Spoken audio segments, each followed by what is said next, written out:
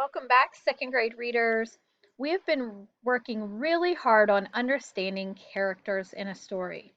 So far, we've learned how to collect information about characters by doing a stop and jot. Then we learned how to describe the character's feelings throughout the stories. Did it change from the beginning to the end of a chapter or a book? Last, we described how characters respond to problems. We had to learn how to pay attention to the character's actions when we're reading the words and looking at the pictures. Today, I want to teach you that readers explain the difference between characters.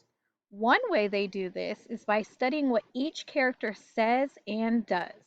Then they think about how they respond to a situation or a problem. Finally, they think about how they are similar or different. This helps them compare their point of view.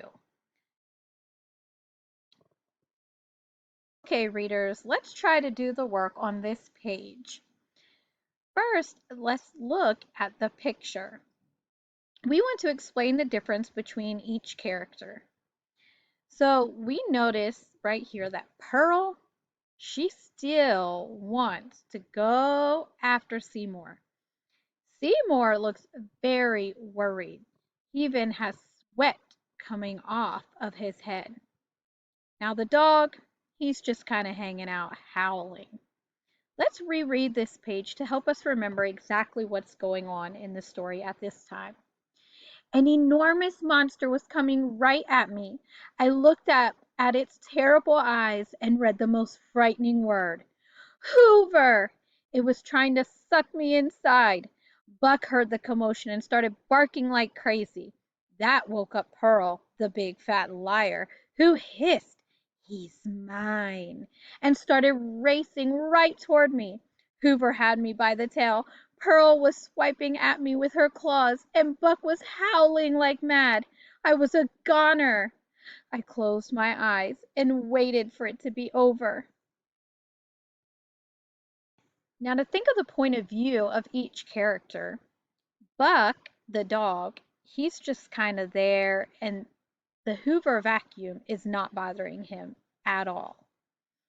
Now, Pearl, on the other hand, she is seeing this as an opportunity to catch Seymour, and she is more determined than ever to get a hold of him. So the similarities of how they're reacting to the vacuum are that Buck and Pearl are not really bothered by the vacuum. Now, Seymour, on the other hand, he's much smaller than the other two animals, and his tail is getting sucked into the vacuum. He's very worried at this point, so he is reacting a lot differently than the other characters. Now, on the next page, we see that the girl comes back. And look at how the characters are reacting similarly and differently on this page. Now, Seymour looks much happier this time. Buck looks quite excited too. But Pearl, she looks annoyed. Let's go ahead and read and find out. And then came the sweetest thing I've ever heard. Seymour! It was suddenly very quiet. Hoover, Pearl, and Buck stopped in their tracks. And one surprised but happy little girl got to me first. She kissed me on the nose, a lovely, beautiful, sweet kiss. And I kissed her right back, twice. So their point of view has changed. Pearl is now frustrated at the little girl. She's frustrated that the vacuum has stopped. Buck, he's still not bothered by anything, but he's actually excited to see the little girl. And Seymour is very excited to see the little girl. So Seymour and Buck have similar feelings right now and similar point of views. The little girl is there to see them and they're happy. Pearl, on the other hand, she is not happy at all.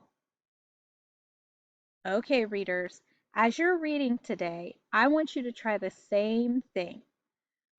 Look at a page and see what you notice the characters are doing. Are the characters all feeling the same way about a problem, or do they have a different reaction? As you're doing your reading today, make sure you stop and jot to explain the difference between characters. You have to study what each character says and does. How did they respond? And how are they similar or different? Have fun reading!